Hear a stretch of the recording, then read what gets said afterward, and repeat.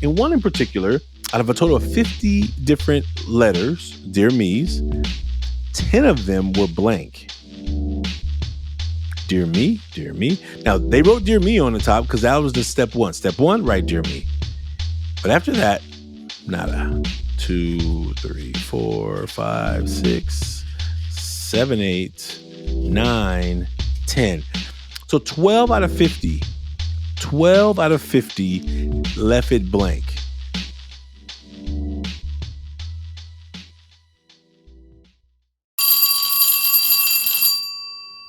Hey, what's up, folks? Welcome to Unmasking with Male Educators. This is Ashanti Branch here. And today I'm going to be solo in this episode. I have a couple of things I want to just talk about that we've seen so far in the first 2 weeks of school. And I think I want to just bring us along on a journey of communicating around what we believe we need to do in school right now, today. And it doesn't take a whole lot of prep to do. And I think the work that we're trying to support educators and administrators and school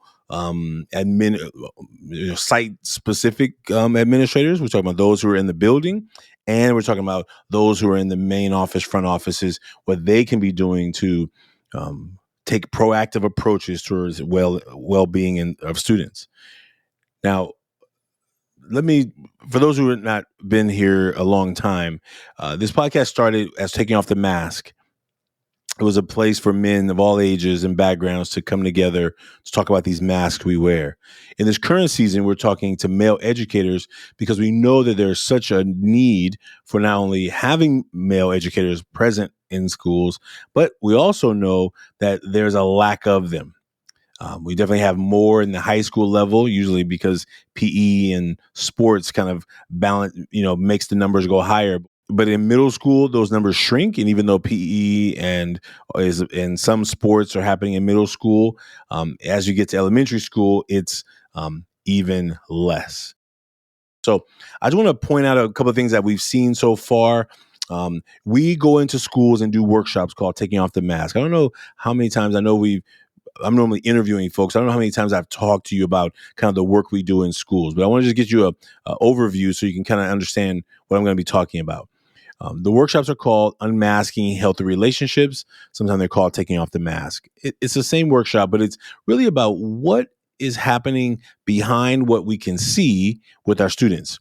Are we talking about as students are right now in the classroom, as students right now are showing up to school, we're hitting that September. I don't know depending on where you are in the world, where you are in the country, it's probably getting either warmer, more humid, it's about to get cooler. Whatever your temperature change happens in the fall, we know here, what we experience here in California is that we get a heat wave. And sometimes we get a heat wave in September, and then, there's no holiday. Today's a holiday, right? Today, if we're thinking about, the first week of September, there's that one day, there's Labor Day, and then there's no break until usually Veterans Day, and depending on how schools celebrate that, and then not till Thanksgiving. So there's about to be this long stretch between now and when students get a break. Now, when students get a break, we can pretty much be sure that those teachers also need a break. And what we're going to experience, and what we've also seen in the first couple of weeks, some students came back to school ready to go. Some students came back to school and they're just like, we're back, yo. We back already? How did this happen? How do we get back in school already? I thought I just left. And we have all those students in the same building at the same time, experiencing school very differently. So one of the things I want to talk about in terms of our workshops is the Unmasking Healthy Relationships really takes young people and students, or adults even, on a journey of recognizing that if I want to begin building a healthier relationship with people around me, and maybe even with my own self, I need to have a place to talk about the things that are going on with me for real. Like talking about the true things that are going on with me, not just the easy answers of what's going on and how am I doing and how are you, and those easy responses we give to maybe the general world. Do we have at least one person we can get real with? And I think that is a big piece of what we're trying to do and what we want to help educators do. I have been naming, and I've been really trying to do a delicate balance between what I am trying to do with educators and how do I talk about these bigger picture items. Last year there was a school who was struggling with their freshmen. They were struggling. The teachers knew they were struggling. The administrators also knew they were struggling. And yet, even though we were making progress to bring the work to that school, they did nothing. And sadly, there were unfortunate things that happened that year in that school. And I don't try and create a causation that because they didn't do this work that they had this tragedy happen. But I am naming that we as educators who are in the classroom every day, I say we, I'm not in the classroom every day anymore, but I still consider myself very much a teacher. I'm in schools all over, and I'm regularly watching what I see going on. Even when I come in as a presenter, just kind of from the outside in, it is so important that as educators are naming for our administrators, hey, we're seeing these kind of behaviors, we're seeing these kind of things, that we don't take it lightly. We have already seen, sadly, um, school shootings this year. Now I put an S on there because I only know about one, and let's hope there's only one. But what we've seen over and over again is that this kind of thing is happening. And I think that in some of the cases, you could say, well, there's no way to stop that thing. And what I'm trying to do for the work that we do in the schools is how do you make sure you provide those students with the general, the specific, the how are you doing wellness behavior on campus, whether it's through a SEL program, whether it's through regular advisory check-ins, somewhere on that campus, those students need to just know that they're seen, that they're being heard, and that somebody's at least doing their best to try and understand them. And so I want to talk about one school from last week because in the past week, so 2 weeks of school is when we've started our workshop. We started our workshops 2 weeks ago. First workshop was on a Friday. And then the following week, we had, I think, 4 workshops that week. Okay. So we had, look at the numbers here. We had, in high school, we had 2 high school assemblies and then 1 high school staff development. And then we had 1 middle school assembly and then 1 middle school staff development. And then we had a pop-up at a college.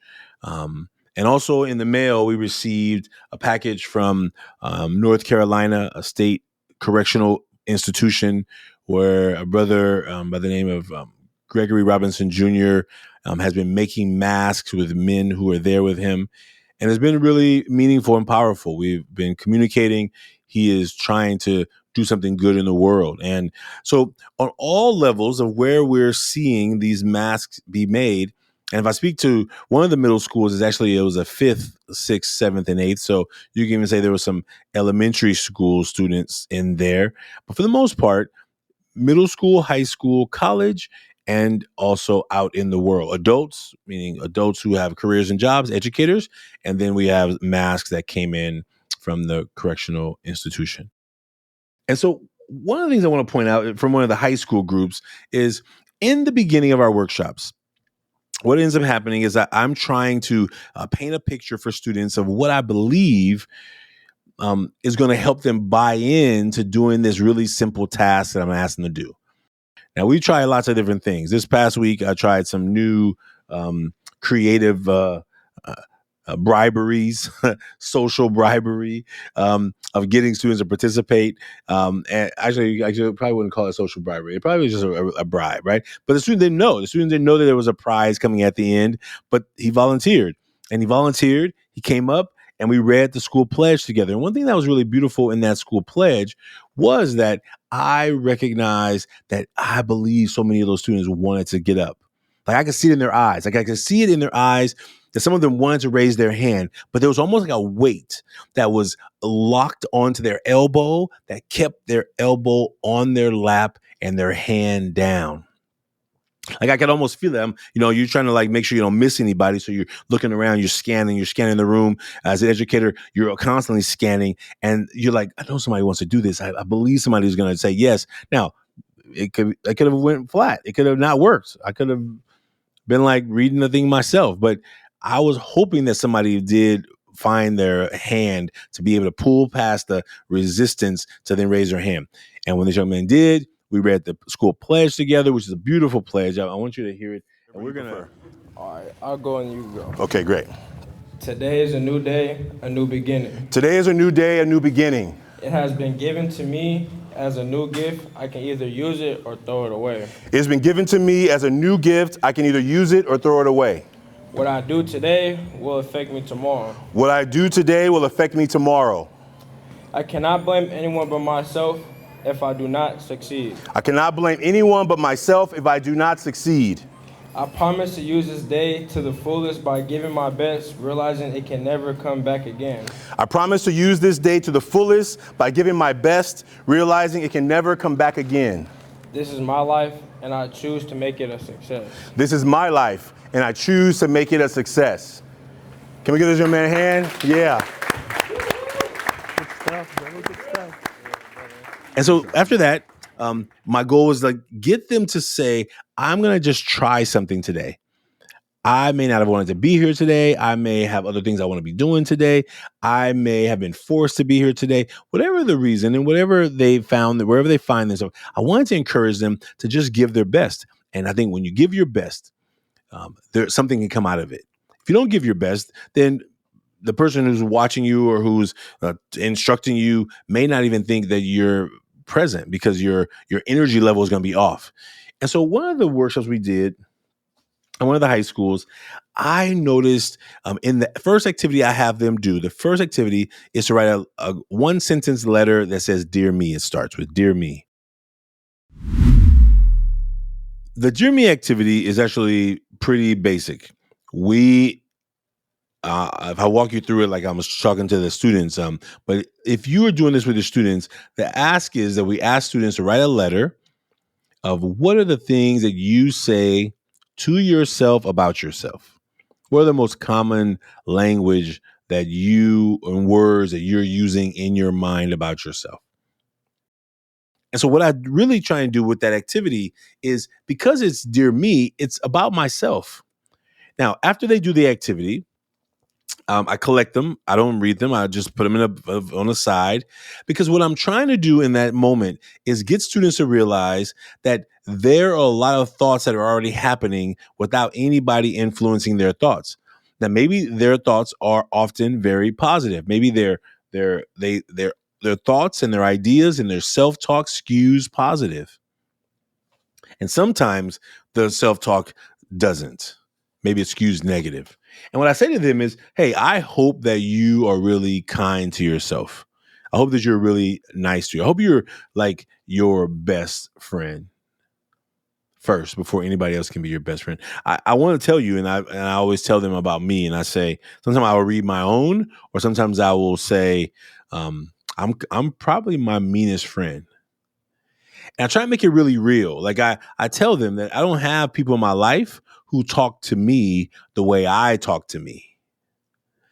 And what I'm trying to get them to do in the moment is just realize that no one knows what they're saying to themselves on the inside. If you're saying negative things to yourself, you may also spill those negative things out to others because you have a internal language that pulls towards negative. One school in particular, there was 50 of us. We were in a circle. And so when I did the activity of "Dear me," then we just go around and collect them. You get about 1 minute and a half. Now, here's what I do know, because I'm really moving fast. When I say 1 minute, they have 1 minute to work on it. I give an instruction. Okay, 1 minute to get started. And then we stop and then we collect it.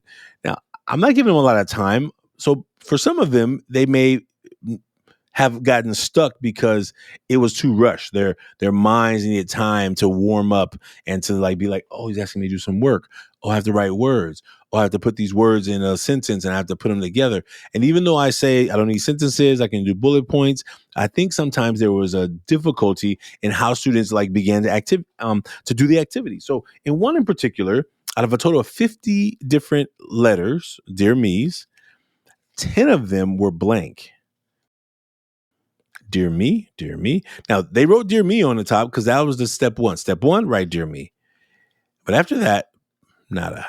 2, 3, 4, 5, 6, 7, 8, 9, 10. 10 completely blank. All they say is dear me. And then another one says, okay.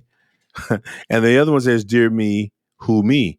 So basically, out of total, now they wrote something, but definitely not connected to the instructions. So 12 out of 50, 12 out of 50 left it blank. It's about 25%. It's about a quarter of the folks in the space. Now, here's what I know about school. Now, if you just do your best, just do something. As a former teacher, I would tell students, don't leave it blank.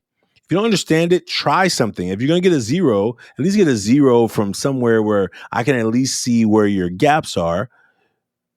I can at least say, oh, okay, you're thinking this. Or if you have no idea how to do the problem, write me a sentence like, what do you know? Now, I was doing this when I was a math teacher. Now that I work on the outside of schools to do this, I recognize that I need to be reminding students the same thing. How do we begin helping young people begin to take action on things even when they're difficult?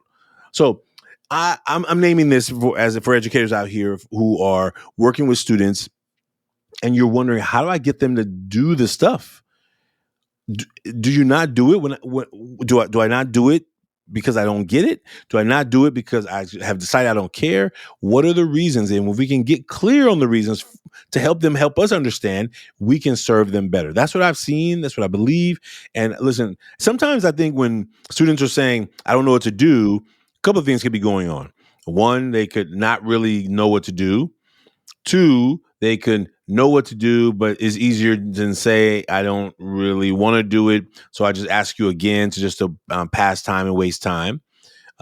It could be three. It could be they are afraid to be pointed out. They're afraid to they don't know what to do, or they don't know what to write, or they feel like leaving it blank is not okay. So the best thing to do is in the moment, now he's caught me that everyone else is writing, I'm not writing. I got to say, oh, I don't get it. But when I'm a teacher, I may be irritated. I may be like, what do you mean you don't know what to do? We just gave the instructions 10 minutes ago. Why didn't you ask for help? Now, I've done that. I've been that teacher where I was like getting on your case, and now you're mad at me because I'm getting on your case, and now you don't want to do anything, and now we're having a little battle because. And so I just learned, and I just learned through a lot of error. Like I've made this mistake many times as an educator. I've like been like, what do you mean you don't know what to do? I gave you the instructions 5 minutes ago. Like you should have already started. Why didn't ask somebody around you? And now the students are like, man, I don't care, blah, blah, blah. And now we got to fight, right? Because if that student needs to keep a safe face, then that student can't let Mr. Branch be fussing at them. So therefore, they have to be right, and they have to be the victim. And then now we're having a conversation about something totally different. And now I'm distracted from dealing with what I need to deal with by teaching the class some algebra. And now I'm having a situation with a student who I may need to have leave out my classroom or go get some fresh air. And so I think what I see oftentimes is helping educators recognize, what do you see in your students? What do you notice? What's going on? What does that I don't know mean? Same thing when you ask somebody how they're doing, and they say I'm fine. You can take it as an easy answer. Okay. Okay, you're fine. Good. Keep it moving. I think it's like helping them recognize that they are not invisible. And I forgot what workshop I did that recently. And I told the students, I said, you are not invisible to me. So when you don't raise your hand, when you don't volunteer, when you don't participate, when you don't do the task, and you may think that I'm looking over you or through you, that I can't see you. If you've ever been not seen before, then you get it. And I have to be careful because I can get frustrated at this kind of like apathy, kind of like, well, I don't know what to do, so I'm gonna do nothing. And I'm like, that's not how we work here. So I need you. So I hold them to that account, and then I do it as gently and forcefully as possible. That's what Donald Friend talked about, right? So it's about a forceful, warm demander, right? So if I'm going to be a warm demander, I can't let you sit in front of me and do nothing. I have to say something, and I'm doing it out of a place of caring because I want you to get the most out of this experience. And so that's the way we try and do it. So when we get to the second activity where they actually make the mask, a 3-step process. It's one picture and 6 words. It's anonymous. The mask is a 3-step process of self-reflection. Here are the things that I let the world see about me. Here are the things that I don't let people see. The front of the mask are the things that I want people to see. I tell them I like for them to know about me. And the other stuff is stuff I don't really talk about as much. Now, we have often had masks where people at the end are blank. Now, this is in the old days. This is when we were doing pieces of paper balled up front and back. And what I would do is I would realize that the reason I became to add this to my narrative when I do a presentation is because what will happen is, let's say I have volunteers come up, they open up a piece of paper, and they're like, this one is blank. And they're just kind of like waving it around in the air, like frustrated. I was like, wait, don't be frustrated. Why are you upset? Well, this one, because they came up to volunteer, they weren't able to do anything. They couldn't read their paper because there was nothing on it. And so I began to, before they read the cards out, I began to say, listen, I don't know what's on the paper you got. I don't know what's on the card that you have, but I want to let you know whatever's on there is exactly what's supposed to be on there. So if it's blank, it's supposed to be blank. If you can't read the writing, you're not supposed to be able to read the writing. If you can't understand what it says, you're not supposed to understand what it says. Whatever happens in this moment, it was supposed to happen. And all we know is that even anonymously is really sometimes hard for people to share what's going on with them. So trust that they did their best. And their best was like, I don't know if I can trust anybody in here, even knowing this is anonymous. I don't know if somebody's going to try and figure out. I don't know what he's going to make me do next. I don't want to put anything on this card that may come back and haunt me. So I've just chosen to leave it blank. And I let them know that I get it. Here's what happened a couple of times. I'm kind of mingling the room. There's 50 of us, about, plus a couple of adults and some other folks from the district that were in there watching. And so I would go around while they're making their mask, and I don't want to hover because it's anonymous and I don't want them to think that I'm looking at what they're writing. So I kind of stay in the middle and kind of just pivot. And if I see somebody who's like not writing, I'll walk over and say, hey, are you finished? And they'll be like, oh no, what am I supposed to do?